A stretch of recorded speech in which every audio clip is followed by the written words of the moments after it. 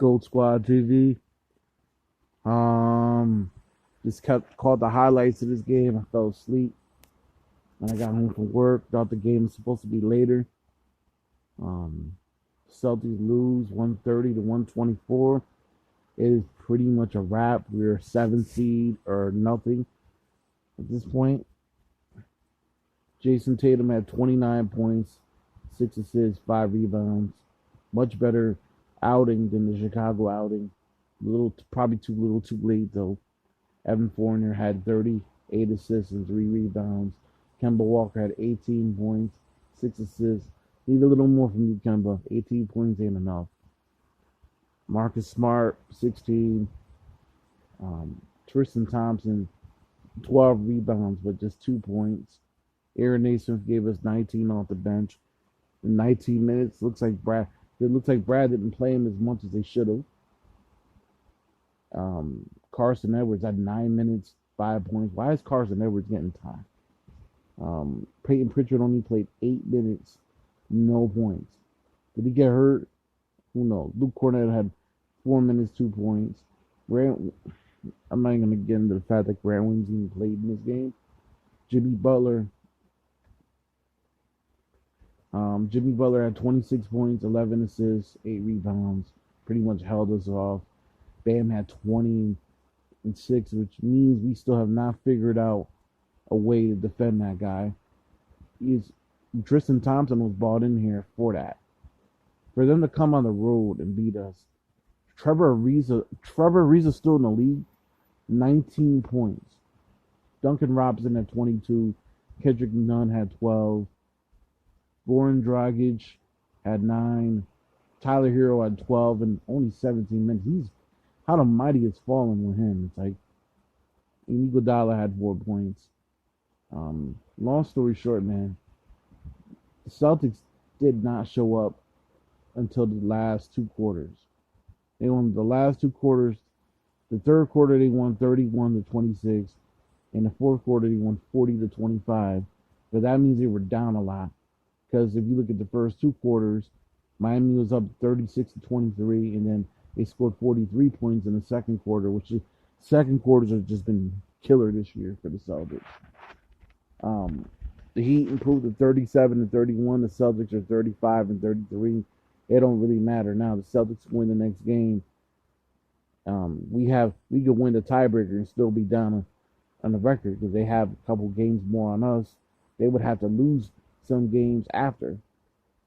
JB did not play today. He was supposed to play. He ankle sprain out. Man, it's his ankle sprain out. So I came to a conclusion when we lost to Chicago that we're a 7 seed. I didn't need this game. I really didn't need this game for me to realize that we were 7 seed bound. Brad Stevens has been historically bad this year coaching.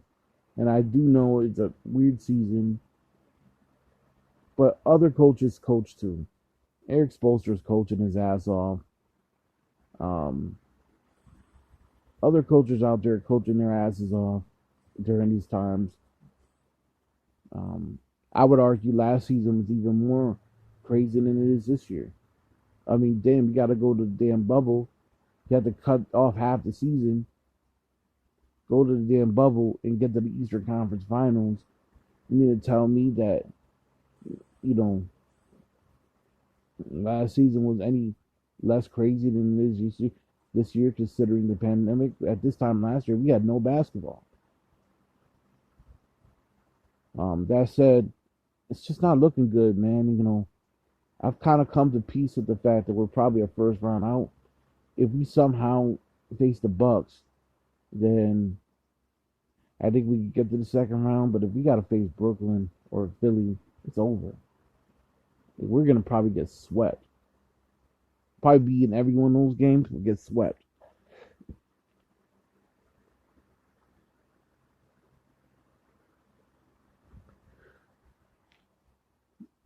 It's not looking good.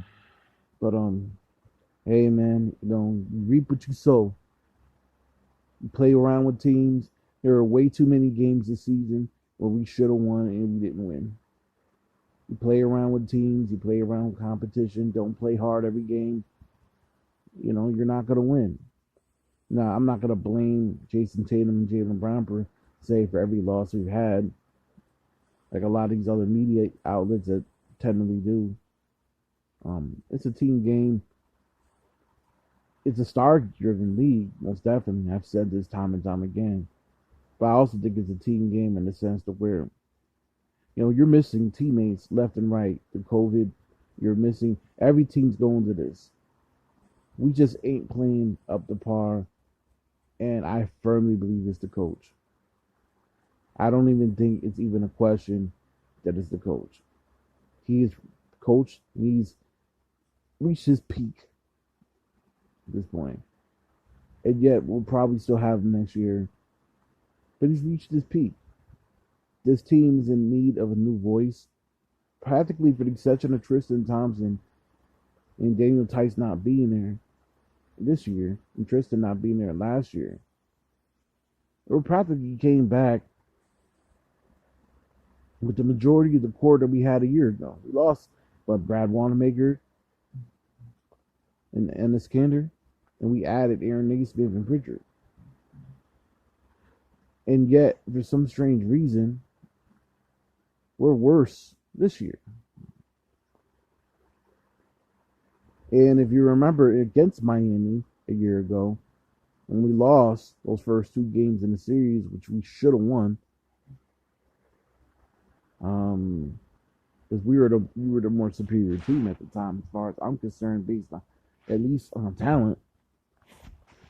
We got out physical in that game, and in both those games, and Brad took no responsibility for any of the shit, which is why Marcus Smart, for lack of a better word, Marcus Smart flipped his lid. The fact that Miami's beating us like this, like, when we beat them early in the year practically, but they're beating us. It seems like in games where they need it, they seem to want to get up. Pat Riley don't play. He hates the Celtics. And for some strange reason, we just do not have that umph that we used to have. When we had Doc Rivers, you can say KG, we had Doc Rivers. Doc would have us ready for games. You're going to lose, you're going to lose. But even that, if you told me that we were going to go 7 games against the Miami Heat in 2012, and we were going to come within a quarter of beating a team which was a superpower, which had Bosh, Wade, and Allen, and we had an aging Paul Pierce, an aging Kevin Garnett, an aging Ray Allen, and we had Keon Dooling, we had a whole bunch of guys on there that were just, they were really good role players, and we were gonna take that Miami Heat team, which we had no business even being up 3-2 on, to the brink. We had Rondo in his prime, and we just lost 100-88, which it seems like a blowout when you look at the score. But if you think about it, for the first 3 quarters, we were whooping their ass. We ran out of gas.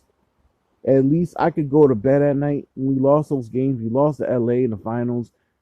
I went to bed at night knowing that the coach really coached his ass off, and he really gave his heart, body, and soul into this. I don't get that vibe from Brad. He's not even really good X's and O guy either, outside of maybe some timeout plays. But you went from having a guy that's raw that really needs that really, really gets you there. And you see what he's doing in Philly right now, to a guy that really doesn't care whether he acts like he cares. He doesn't show it. And it's like, this team needs a raw guy. We want us to be a physical team and be a team that's going to take teams out of games in the first 2-3 quarters so we don't have to play in the fourth. You need a coach that's going to be a Tom Thibodeau-ish type of guy. Even Mark Jackson. I think Mark Jackson would be perfect to coach his team. Fortunately, he's blackballed in the league. He's just, stuck being a commentator. And I don't think Danny has the testicles to fucking go and break that balling and get him to coach his team. Gold Squad TV, leave your comments below. What do you think the Celtics should do with their coaching situation after this season? I'm not saying what they are going to do. What do you think they should do? Gold Squad TV.